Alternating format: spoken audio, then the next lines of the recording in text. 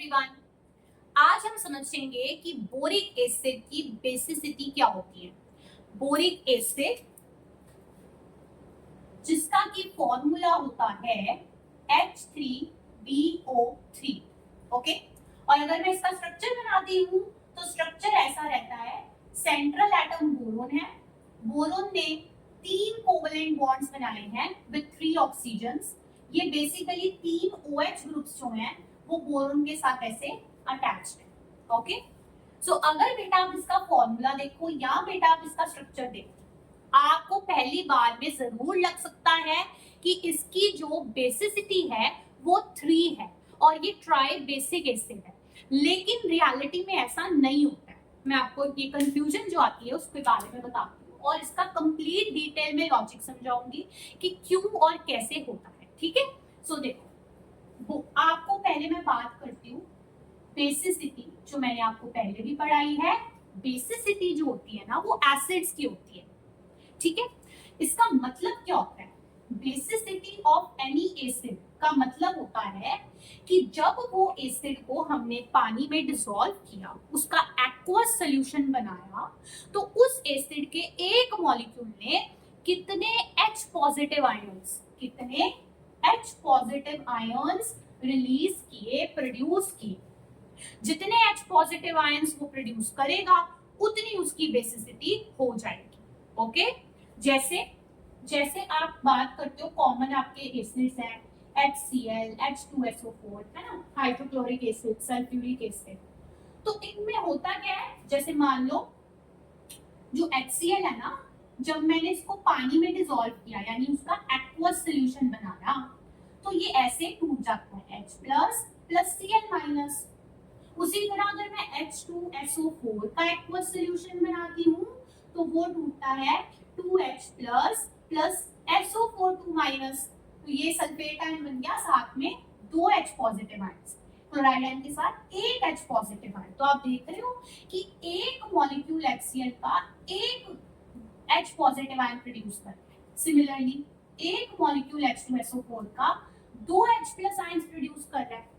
तो यही H plus ions का जो नंबर है वही होती है बेसिसिटी ऑफ द एसिड। सो बेटा HCl के लिए आप बोलोगे कि जो बेसिसिटी है, basicity of HCl is equal to 1, क्योंकि उसने एक H पॉजिटिव आयन दिया। H2SO4 की जो बेसिसिटी है वो 2 के बराबर है क्योंकि उसने 2H पॉजिटिव आयंस दिए, राइट। और आप इसको बोलोगे मोनोबेसिक एसिड है, ये डाइबेसिक एसिड है।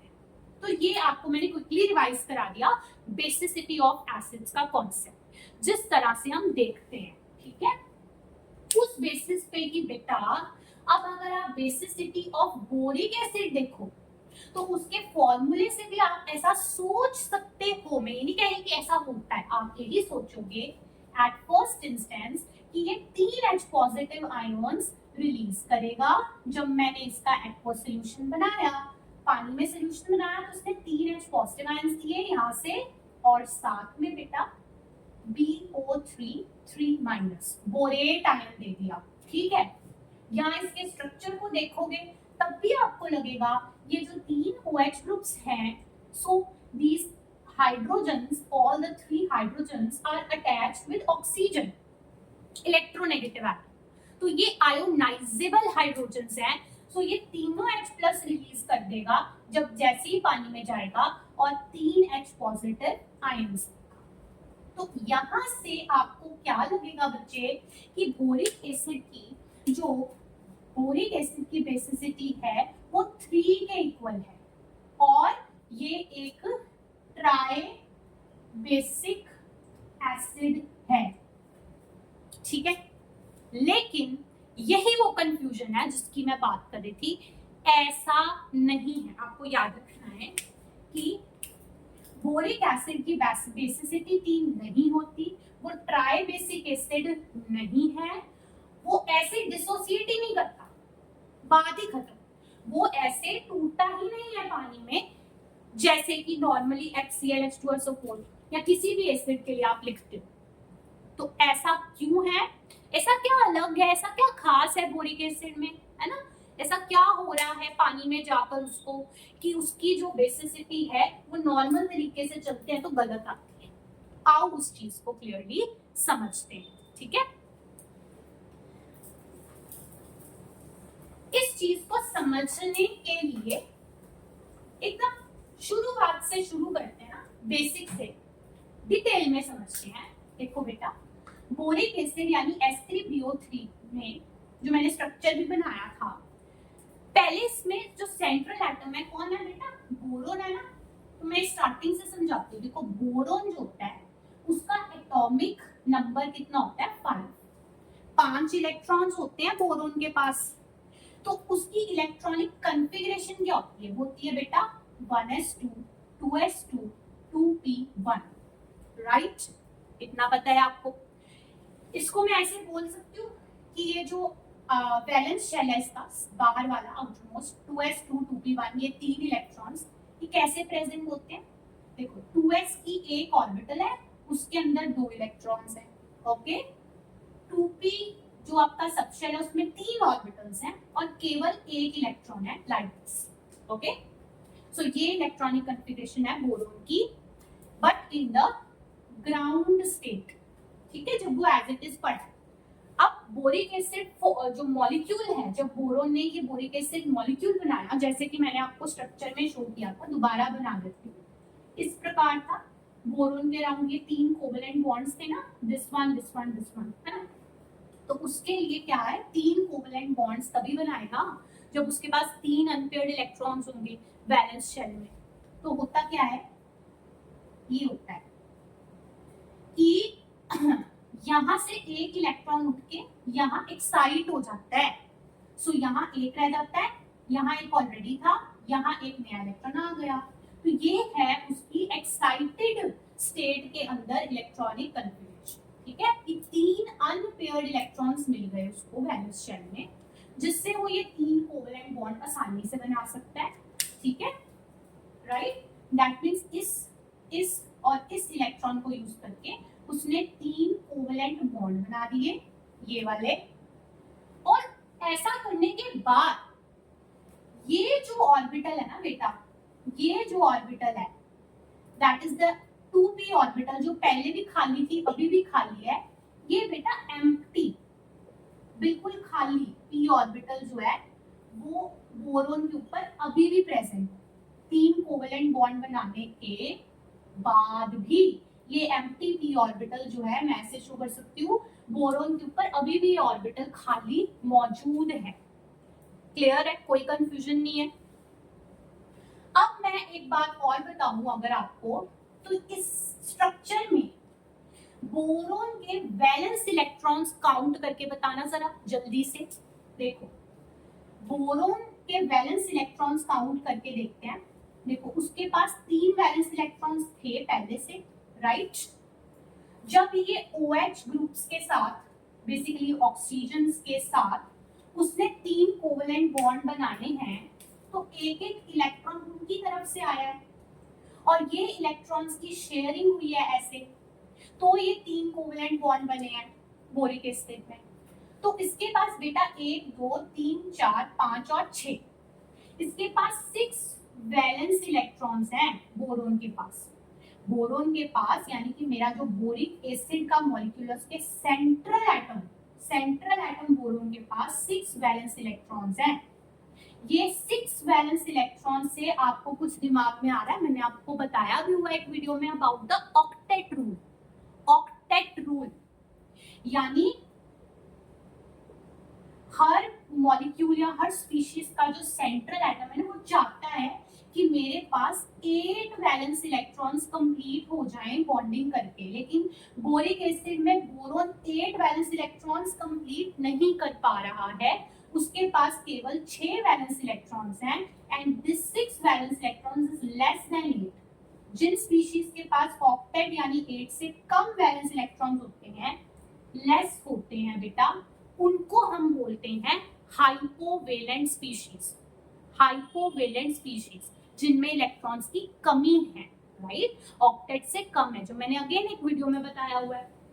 तो ये बेटा आपका जो बोरिक एसिड है ना, ये हाइपोवेलेंट स्पीशीज है, यानी इलेक्ट्रॉन की कमी वाली स्पीशीज है, इलेक्ट्रॉन डेफिशिएंट स्पीशीज है।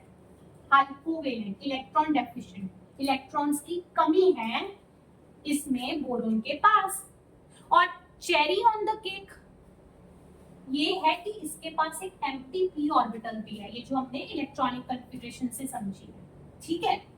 सो वही चीज है, देखो जैसे किसी के पास खाने की कमी है, खाली बर्तन लेकर वो जाता है खाना मांगने, बिल्कुल उसी तरह ये जो बोरिक एसिड का मॉलिक्यूल है, इसमें ये बोरोन के पास इलेक्ट्रॉन्स की कमी है, ठीक है, और उसके पास खाली बर्तन यानी ये खाली पी ऑर्बिटल मौजूद है, तो ये क्या मांगेगा, इलेक्ट्रॉन्स मांगेगा। अगर इसके पास ऑप्शन है कोई दे सकता है इलेक्ट्रॉन्स, उससे इलेक्ट्रॉन्स मांगेगा, एक्सेप्ट करना चाहेगा, राइट। तो वही होता है जब हम बोरिक एसिड को पानी में डिसॉल्व करते हैं।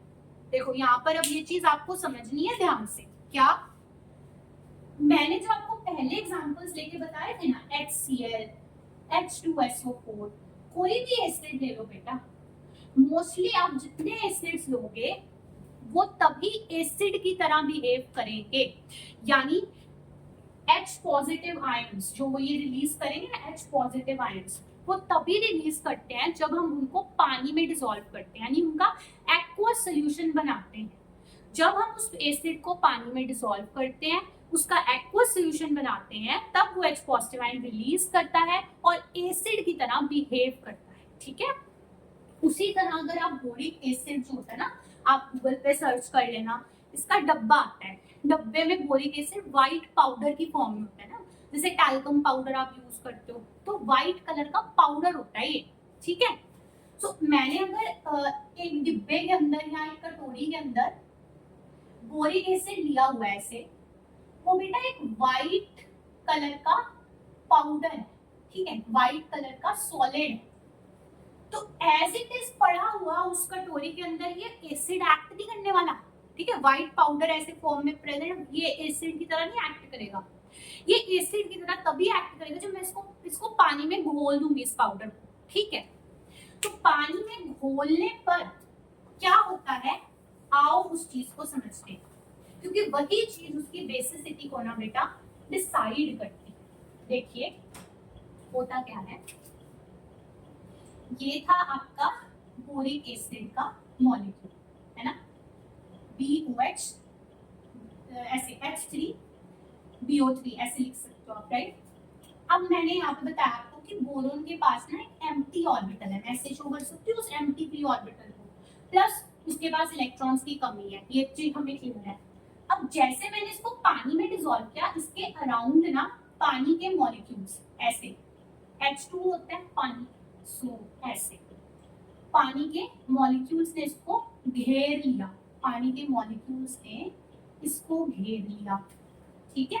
अब पानी में जो वाटर मॉलिक्यूल है ना, जो ऑक्सीजन है, उस पे आपको पता होना चाहिए कि 2 लोन पेयर होते हैं, ऑक्सीजन के पास ऐसे 2 लोन पेयर होते हैं, यानी कि उसके पास इलेक्ट्रॉन्स रिच हैं, वाटर जो है वो यहाँ इलेक्ट्रॉन रिच है, उसके पास 2 लोन पेयर है ऑक्सीजन के पास, ठीक है। और बोरोन जो है वो इलेक्ट्रॉन डेफिशिएंट है, राइट, ये अमीर है ये गरीब है उस तरह से, इसके पास खाली ऑर्बिटल है और इसके पास इलेक्ट्रॉन पेयर्स है। सो दिमाग लग रहा है अब आपका, क्लिक तो हो रहा है ना कि वाटर यहाँ पे इलेक्ट्रॉन डोनर है और बोरिक एसिड जो है वो इलेक्ट्रॉन एक्सेप्टर है, ठीक है। सो वाटर जो अपना ये इलेक्ट्रॉन पेयर बोरोन की इस खाली ऑर्बिटल में ऐसे डोनेट कर सकता है, और उस डोनेट करने से इस तरह का जो बॉन्ड बनता है उसे आप क्या बोलते हो, उसको आप बोलते हो कोऑर्डिनेट बॉन्ड, है ना, क्या बोलते हो, coordinate bond. So basically water और बोरिक एसिड में ना कोऑर्डिनेट बॉन्ड बन जाता है। इस कोऑर्डिनेट बॉन्ड को आप ऐसे भी शो कर सकते हो, ऐसे शो कर सकते हो कोवलेंट बॉन्ड के जैसे, जैसे ये 3 BOH ग्रुप्स थे, ठीक है। यहाँ एक बॉन्ड बन गया ऑक्सीजन के साथ, ऑक्सीजन पे ये 2 हाइड्रोजन प्रेजेंट थे, एक लोन पेयर तो प्रेजेंट ही है, एक यूज हुआ है, और कोऑर्डिनेट बॉन्ड को मैं कोवेलेंट बॉन्ड के साथ शो करती हूँ तो बेटा यहाँ पे क्या हो जाता है, ऑक्सीजन पे प्लस बोरोन पे माइनस, क्योंकि ऑक्सीजन ने इलेक्ट्रॉन दिए हैं तो उस पे प्लस, बोरोन ने इलेक्ट्रॉन लिए हैं तो उस पे माइनस, ऐसे शो कर सकते हो। ठीक है, ये स्पीशीज को अब ध्यान से देखो, ये बन गई है बोरिक एसिड को जैसे मैंने पानी में डिसॉल्व किया, पानी में डिसॉल्व करने के बाद उनकी जो नेचर थी, ये इलेक्ट्रॉन रिच था, ये इलेक्ट्रॉन पुअर था, इस वजह से उनमें इंटरेक्शन हुई और ये स्पीशीज बन गई। क्लियर है, यही इंपॉर्टेंट है। देखो अब इस स्पीशीज में क्या होता है, देखो ये जैसे इस स्पीशीज में ये देखो आप एक OH बॉन्ड है, राइट, ऑक्सीजन पे प्लस चार्ज है, उस प्लस चार्ज को न्यूट्रलाइज करने के लिए, खत्म करने के लिए, ये जो OH बॉन्ड है, मैं अगर इसको थोड़ा बड़ा करके लिखूं, ये है आपका OH bond, right, covalent bond. ये बॉन्ड टूट जाता है, कैसे टूटता है, देखो ये कोवेलेंट बॉन्ड है तो इसके अंदर 2 इलेक्ट्रॉन मौजूद है, हर कोवेलेंट बॉन्ड में 2 इलेक्ट्रॉन होते हैं, ये दोनों के दोनों इलेक्ट्रॉन्स जो हैं वो ऑक्सीजन पर शिफ्ट हो जाते हैं ताकि उसका प्लस चार्ज खत्म हो जाए। ठीक है, और ये जो H है वो दोनों इलेक्ट्रॉन्स छोड़कर चला जाता है, जब H जो है वो दोनों इलेक्ट्रॉन्स देकर जाएगा तो बेटा H पर क्या आ जाएगा, H पर तो प्लस आ जाएगा ना, H पॉजिटिव बन जाएगा। सो ये जो OH बॉन्ड है ये ब्रेक करता है, इसके ब्रेक करने से आपके पास ये जो H है एज H पॉजिटिव रिलीज हो गया सोल्यूशन के अंदर, और ये 2 इलेक्ट्रॉन जो है ऑक्सीजन पे चले गए जिससे उसका प्लस चार्ज खत्म हो गया। तो मैं उसको ऐसे लिख सकती हूँ POH OH OH, और ये नया OH बॉन्ड बन गया OH, ये ऑक्सीजन ये हाइड्रोजन, राइट, उसके ऊपर अपने दोनों लोन पेयर वापस आ गए, एक तो पहले से था, एक ये इलेक्ट्रॉन पेयर जो शिफ्ट होके आया दिस वन, राइट, और बोरोन पे रह गया माइनस चार्ज। ध्यान से समझो, यही सबसे इंपॉर्टेंट है। ठीक है, सो बेसिकली ये स्पीशीज जब टूटी तो उसने एक H पॉजिटिव आयन रिलीज किया सोल्यूशन में और साथ में ये वाली स्पीशीज बना दी जो कि क्या है, बोरोन, 4 OH ग्रुप्स और बोरोन पे नेगेटिव चार्ज, एनायन है, ये नेगेटिव चार्ज है तो एनायन है ये। इसको ना आप ऐसे भी लिख सकते हो, आप इसको ऐसे लिख सकते हो BOH4 होल माइनस, ठीक है, BOH4 B 4 OH ग्रुप्स और माइनस का साइन जो बोरोन पे आया है। ठीक है, सो ओवरऑल इक्वेशन क्या हुई, अब समराइज करो। ओवरऑल इक्वेशन ये हुई कि जैसे आपने बोरिक एसिड को पानी में डिसॉल्व किया, अल्टीमेटली आपके पास एक H पॉजिटिव आयन और एक ये वाला एनायन फॉर्म हुआ है। इस वजह से, इस एक H पॉजिटिव आयन की वजह से बोरिक एसिड की जो बेसिसिटी है बेटा वो 1 के इक्वल है और वो मोनोबेसिक एसिड। मैं इसको आपको समराइज करके दिखाती हूँ। ठीक है, यहाँ तक की कहानी देख लो एक बार। अब मैं इसको आपको लिखकर बताती हूँ। आप ऐसे बोल सकते हैं कि बोरिक एसिड डायरेक्टली ऐसे नहीं टूटा है। बोरिक एसिड कैसे टूटा है, बोरिक एसिड ऐसे H3BO3 था बोरिक एसिड, मैंने इसको पानी में डिसॉल्व किया तो प्लस H2O वाटर, उसके बाद क्या हुआ, जो भी सारा हुआ जो मैंने आपको पूरा स्टोरी बताया उसकी वजह से it produced 1 H positive ion बेटा एंड साथ में BOH4 1 माइनस दिस एनायन। ठीक है, ये बना, these are the two final species formed. So boric acid को वाटर में डिसॉल्व करके मैंने उसका एक्वा सॉल्यूशन बनाया, तभी तो वो एसिड की तरह एक्ट करेगा। तब उसने मुझे एक H पॉजिटिव आयन दिया और एक ये एनायन दिया BOH4 माइनस। सो एक बोरिक एसिड के मॉलिक्यूल से बेटा एक H पॉजिटिव आयन मिल रहा है।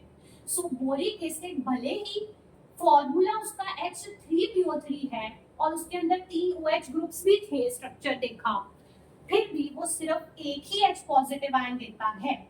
सो उसकी बेटा नोट कर लो कि बेसिसिटी जो है वो 1 होती है, या आप कह सकते हो कि बोरिक एसिड जो है वो बेटा एक मोनोबेसिक, मोनो मतलब एक, सो मोनोबेसिक एसिड है।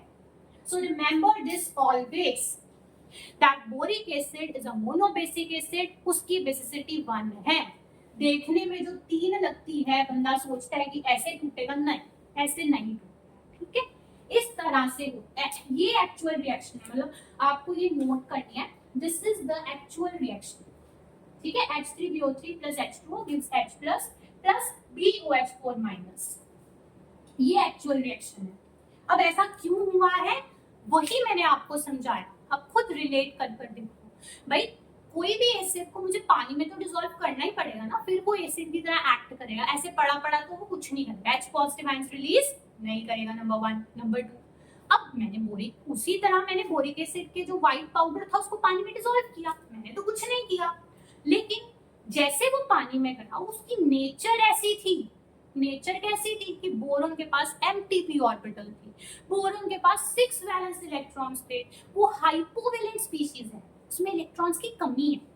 इस वजह से जैसे उसको मैंने पानी में डिसॉल्व किया, पानी के मॉलिक्यूल्स ने उसे घेरा, पानी था अमीर, उसके पास थे इलेक्ट्रॉन्स की रिचनेस, ठीक है, लोन पेयर्स थे ऑक्सीजन पे, तो उन्होंने वो बोरॉन की तरफ डोनेट की, ऐसे इंटरेक्शन हुई उनके बीच में, कोऑर्डिनेट बॉन्ड बना, उससे हमारे पास वो स्पीशीज बनी जो हमने बनाई थी, राइट।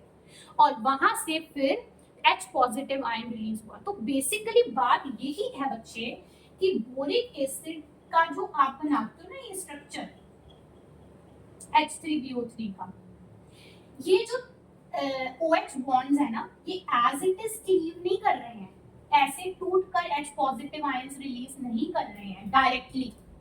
रादर क्या हो रहा है, वो हो उससे पहले ही जो पानी है ना, पानी वाटर मॉलिक्यूल्स, वो आके उसको कैप्चर कर लेते हैं, सीधा बोरॉन पे अटैक कर देते हैं, ठीक है। और उसकी वजह से अपने पास ये स्पीशीज बन जाती है जो मैंने पहले बनाई थी ना, ये। इससे पहले कि ये जो OH बॉन्ड्स हैं ये टूटे हैं, उससे पहले ही वाटर उस पर अटैक कर देता है, उसको कैप्चर कर लेता है, कोऑर्डिनेट बॉन्ड बना देता है, और ये जो स्पीशीज है ये आपके पास बन जाती है। फिर इस स्पीशीज में जो ये बॉन्ड है ये टूटता है और यहाँ से H पॉजिटिव आयन रिलीज होता है, ठीक है। सो डायरेक्टली जो H3BO3 के OH बॉन्ड्स हैं वो क्लीव ही नहीं करते हैं एट एनी टाइम, ओके, इस तरह से होता है। तो दैट्स व्हाई उसकी जो बेसिसिटी है बच्चे वो 3 नहीं 1 होती है। आई होप अब आपको क्लियर है, और फाइनल इक्वेशन भी क्लियर है कि आपको ये फाइनल इक्वेशन भी ध्यान रखनी है, this is the correct one, ठीक है। बोरिक एसिड और वाटर ने एक H पॉजिटिव आयन और ये NR दिया, ठीक है। और अगेन अगर आपको कोई माइंड में डाउट आ रहा है कि डायरेक्टली क्यों नहीं क्लीव हुए, अटैक क्यों हुआ, यही हमने इसीलिए स्टार्ट से समझा, उसकी इलेक्ट्रॉनिक कॉन्फ़िगरेशन लिखकर देखी, उसकी नेचर ही ऐसी है ना बेटा, उसकी नेचर ही ऐसी है कि उसके पास इलेक्ट्रॉन्स की कमी थी और उसको ऐसा डोनर मिल गया, तो सबसे इजी, सबसे पहली इंटरेक्शन क्या होगी, यही कि वो जो डोनर है एक्सेप्टर को इलेक्ट्रॉन दे देगा। इस वजह से इस तरह से जो है बोरिक एसिड पानी के अंदर एक्ट करता है और उसकी बेसिसिटी बेटा 1 होती है। So always remember this case कि बोरिक एसिड जो है it is a monobasic acid, not a tribasic acid, okay. I hope it is clear to you. All the best, keep learning. अगर आपको कुछ यूजफुल लगता है तो आप चैनल को सब्सक्राइब कर सकते हो, वीडियो को लाइक कर सकते हो। कोई माइंड में डाउट आता है, कुछ और वे से सोच रहे हो, कमेंट सेक्शन यूज करो, उसमें आप अपना डाउट पूछ सकते हो। I will always reply to you, okay.